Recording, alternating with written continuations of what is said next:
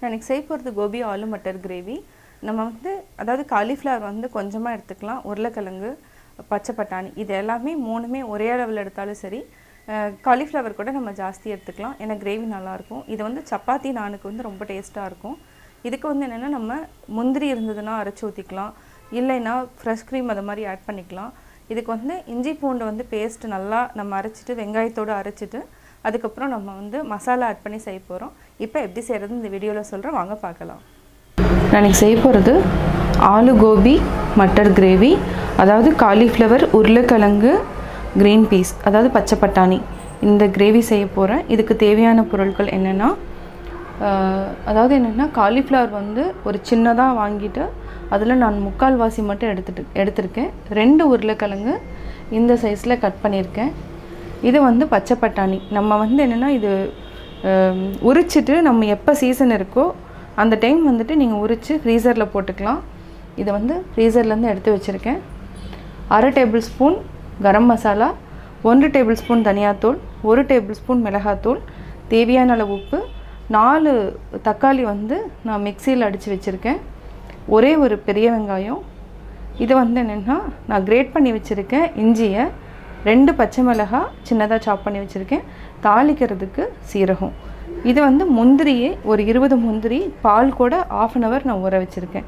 First நம்ம இது எல்லாத்தையுமே அதாவது காலிஃப்ளவர், உருளைக்கிழங்கு இதை லைட்டாக ஃப்ரை பண்ணி எடுத்து வச்சுக்கலாம். இப்போ எப்படி செய்கிறதுன்னு பார்க்கலாம். ஒரு கடாயில் எண்ணெய் ஊற்றிட்டு நம்ம உருளைக்கிழங்கு, காலிஃப்ளவர் ஃப்ரை பண்ணிக்கலாம். உருளைக்கிழங்கு போட்டுக்கலாம்.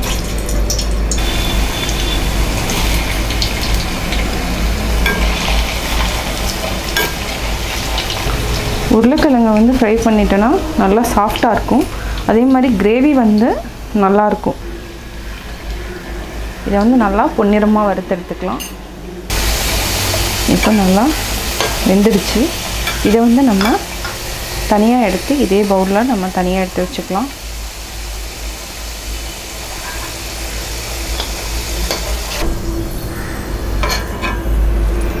அடுத்து நம்ம காலிஃப்ளவரையும் போட்டு ஃப்ரை பண்ணிக்கலாம்.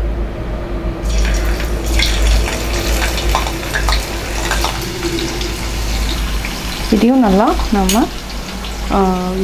அதாவது நல்லா பொன்னிறமாக வறுத்து தனியாக எடுத்து வச்சுக்கலாம். நல்லா வெந்துடுச்சு. இந்த அளவுக்கு இருந்தாவே போதும். இதையும் நம்ம தனியாக எடுத்து வச்சுக்குவோம். இதையும் நம்ம தனியாக எடுத்து வச்சுட்டு இதில் நான் கொஞ்சமாக எண்ணெய் விட்டுக்கிறேன். அதாவது பச்சை பட்டாணியை நம்ம ஆட் பண்ணிக்கலாம். இது குயிக்காக குக் ஆகிடும். மூடி வச்சுட்டு 1 நிமிஷத்தில் நம்ம எடுத்து வச்சுக்கலாம். 1 நிமிஷம் ஆயிடுச்சு. இதுவும் நல்லா ஃப்ரை ஆகிடுச்சு. இப்போ ஆஃப் பண்ணிவிட்டு இதையும் நம்ம தனியாக எடுத்து வச்சுக்கலாம். இப்போ நம்ம ஆயில் விட்டுக்கலாம்.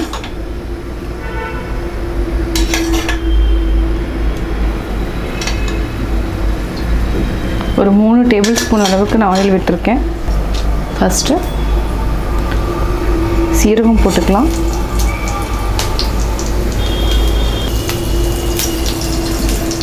சீரகம் நல்லா தாளித்ததுக்கப்புறம் பச்சை மிளகாய், இதையும் நல்லா வெடிக்கும். நல்லா ஃப்ரை பண்ணிக்கோங்க. இது இஞ்சி பேஸ்ட்டு. இஞ்சி கிரேட் பண்ணி வச்சுருக்கேன். நீங்கள் வேணும்னா இஞ்சி பூண்டு பேஸ்ட்டு கூட ஆட் பண்ணிக்கலாம். அதுவும் டேஸ்ட் நல்லாயிருக்கும். இப்போ ஒரு வெங்காயம். வெங்காயம் ஒரு சிலருக்கு பிடிக்காது. வேண்டானா விட்டுருங்க, தேவைன்னா ஆட் பண்ணிக்கோங்க. இது நல்லா ப்ரௌன் ஆகிற வரைக்கும் விட்டுருங்க. நல்லா ஃப்ரை ஆகட்டும். இப்போ நம்ம ஃபஸ்ட்டு தனியாத்தூள் போட்டுக்கலாம். தனியாத்தூள் பச்சை வாசம் போகுங்கிறதுனால நான் ஃபஸ்ட்லேயே ஆட் பண்ணிக்கிறேன். ஒரு ஃபியூ செகண்ட்ஸ் விட்டால் போதும். அதுக்கப்புறம் தக்காளி நம்ம ஆல்ரெடி 4 தக்காளி அரைச்சி வச்சுருக்கோம். இதை ஆட் பண்ணிக்கலாம். இது வந்து நல்லா குக் ஆகணும். எண்ணெய் வந்து மேலே வர வரைக்கும் குக் ஆகணும். மினிமம் வந்து 10 மினிட்ஸ் சிம்மில் வச்சுக்கணும். ஹை ஃப்ளேம்னா நம்ம பக்கத்துலேயே இருந்துட்டு பார்த்துக்கணும், இல்லைனா வந்து அடி பிடிச்சிரும். கொஞ்சமாக நம்ம தண்ணி ஆட் பண்ணிக்கலாம். ஆல்ரெடி நான் மிக்சியில் அரைச்சது அதுவும் இருக்குது.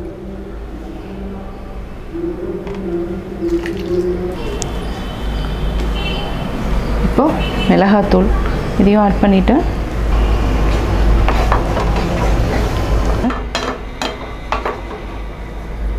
இப்போது இந்த கிரேவி வந்து நல்லா கொதிக்கணும். கொஞ்சமாக இதில் பாதி சால்ட் மட்டும் ஆட் பண்ணிக்கலாம்.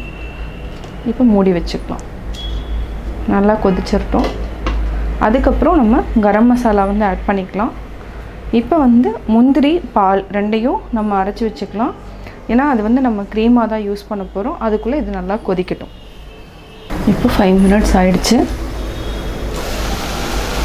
நல்லா எண்ணெய் மேலே வந்துடுச்சு.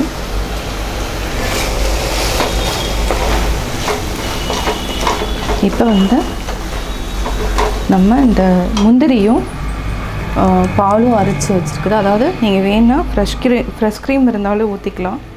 அப்படி இல்லைனா இந்த முந்திரி இதையும் ஊற்றிக்கலாம். ரெண்டில் எது வேணாலுமே நம்ம ஊற்றிக்கலாம்.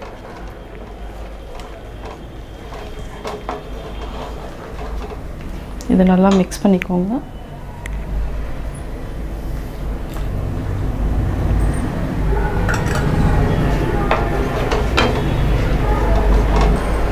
இது எல்லாமே நல்லா மிக்ஸ் பண்ணிக்கோங்க.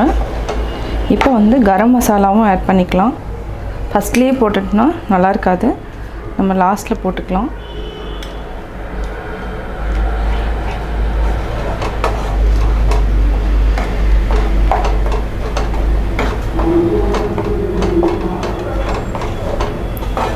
சால்ட் வந்து கரெக்டாக இருக்கான்னு செக் பண்ணிக்கோங்க. ஏன்னா பத்தாது. இதையும் நம்ம சால்ட்டையும் மீதி இருக்கிற சால்ட்டையும் நான் ஆட் பண்ணிட்டேன். இப்போது அதாவது காலிஃப்ளவர் இதையும் ஆட் பண்ணிக்கலாம். பச்சை பட்டாணி, உருளைக்கிழங்கு இது எல்லாத்தையுமே ஆட் பண்ணிவிட்டு ஒரு 5 மினிட்ஸ் வந்து நம்ம சிம்மில் வச்சுட்டு விட்டுறலாம். நல்லா வந்து அந்த மசாலாலாம் இறங்கிடும். சப்பாத்திக்கு ரொட்டிக்கு நல்லா டேஸ்ட்டாக இருக்கும். இதை வந்து நல்லா மிக்ஸ் பண்ணி விட்டுட்டு மூடி வச்சுருங்க. ஒரு 5 மினிட்ஸ் வந்து நம்ம மூடி வச்சுக்கலாம்.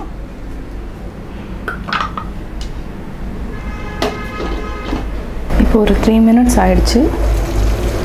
இதுவும் நல்லா கொதிச்சிருச்சு. போதும். சால்ட் எல்லாமே கரெக்டாக இருக்கும். இப்போ நம்ம ஆஃப் பண்ணிடலாம். ஆலு கோபி மட்டர் கிரேவி ரெடி ஆகிடுச்சு.